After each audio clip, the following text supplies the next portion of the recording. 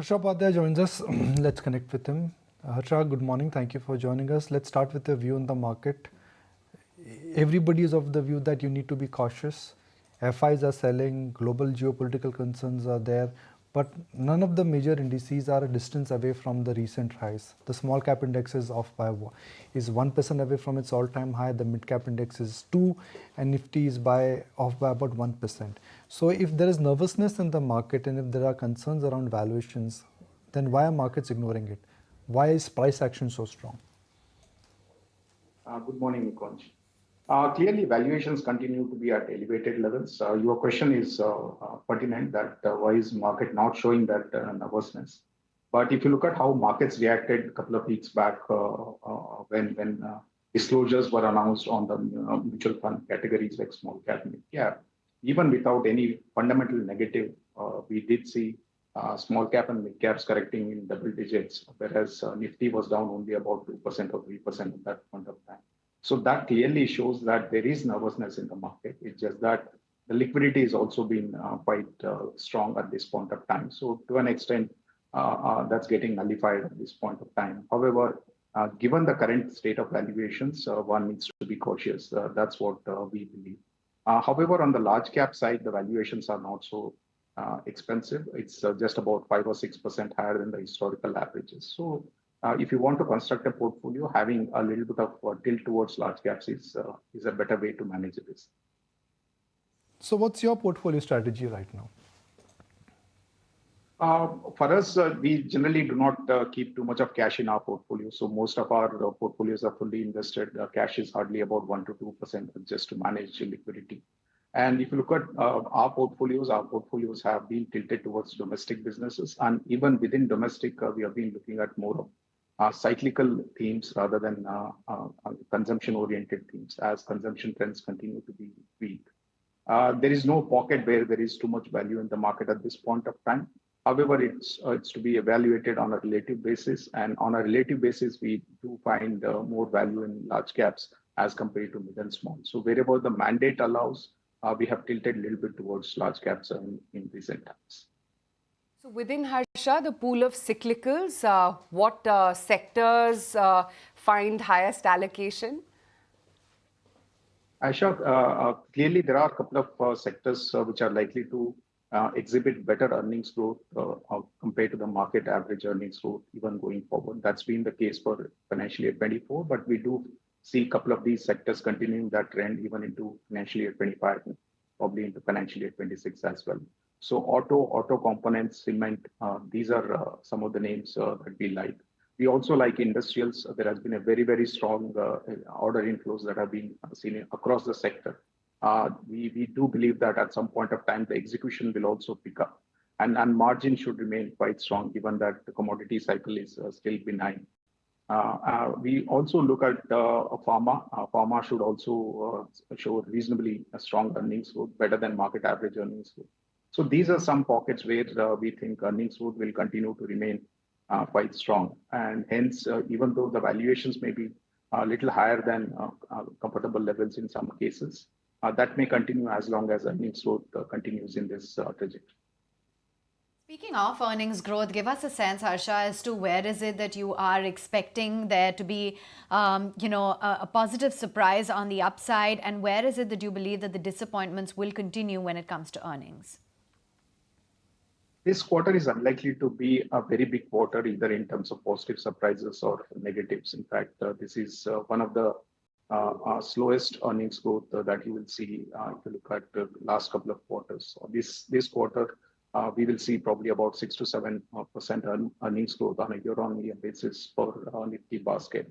However, for the full year financial year 24, you will see still upwards of 20% earnings growth. So to that extent, thanks to a somewhat unfavorable base of last year, last quarter, we are unlikely to see big numbers in this earnings season.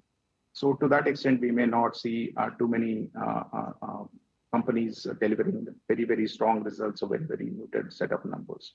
But within that overall view, we also find IT services, for example, will remain muted.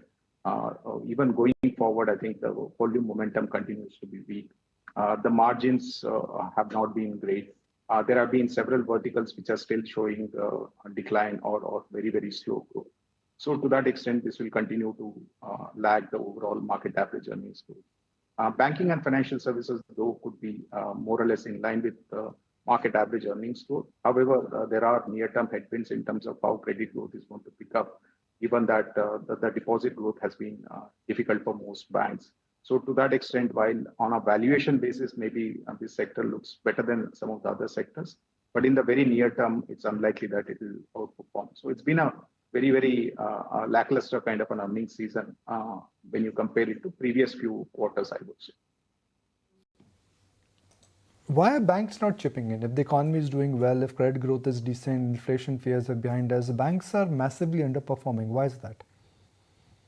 One, to begin with, I think before this entire bull run started, they were one of the leaders of the market, and their valuations were at very, very high levels compared to their own historical valuation levels. And suddenly we have seen this segment delivering earnings growth, which is lower than the market earnings growth, which has not happened for many years.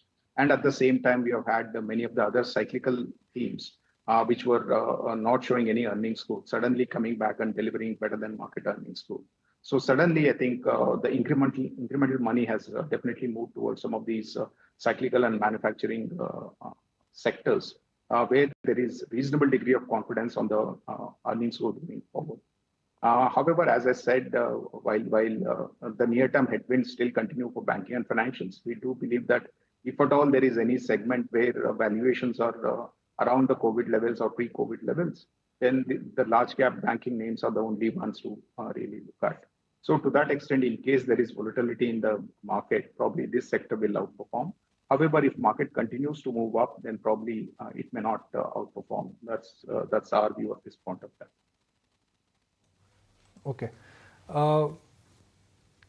Let's look at the importance of election and the importance of budget. From a market standpoint, election is more like a no-show. But what about budget? Budget definitely will be focused more because this is the third term. If at all the consensus expectations come through, then that will be a kind of a focus from the government in terms of how to accelerate the growth and how to build on the platform that has been built in the last 10 years, etc. So I think all eyes will be in terms of what kind of an impetus will be there on infrastructure growth, what kind of an impetus will be on manufacturing growth, and how jobs will be created in the country, because ultimately that's going to drive consumption growth as well. So all of these factors will be focused. And our sense is if the same government were to come back, I think some of the policies that we have seen in the past 10 years will only get accelerated. And to that extent, it should be positive for most domestic focused businesses. Harsha, you earlier talked about, maintaining a tilt towards large caps as opposed to what the broader market has been doing, or your view is there. Do you believe it's still overheated? Because, we were just calculating, irrespective of that March shake-off that we got within the mid and small caps specifically, we're again back to just about 1%, 2% away from the all-time peak.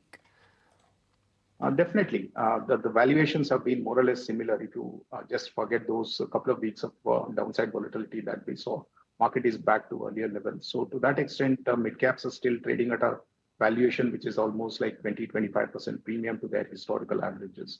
When I talk about historical averages in case of mid caps, I'm talking only from, let's say, 2017 or 18, when the recategorization happened, and there is a clear sense in terms of how money has moved into these segments. So to that extent, even on the basis of those elevated valuations, we are already higher by 20-25%. So there is no room for earnings disappointments here. And if you look at small caps, the case is even more elevated in terms of valuations. It's almost like 45% premium to long-term averages. So that's where we believe that earnings delivery is going to be very, very crucial for small caps and mid caps. If there is any disappointment, then market may not have the room to really take those disappointments. However, in case of large caps, while valuations are higher, they are not so high. With some shallow correction or some sideways market for the next couple of months, those valuations can get adjusted to historical averages. So that's where our comfort is more on large caps at this point. Much for joining in and for sharing with us your outlook on the markets, earnings, and where you see outperformance. If you like this video, then like, share and subscribe to ET Now.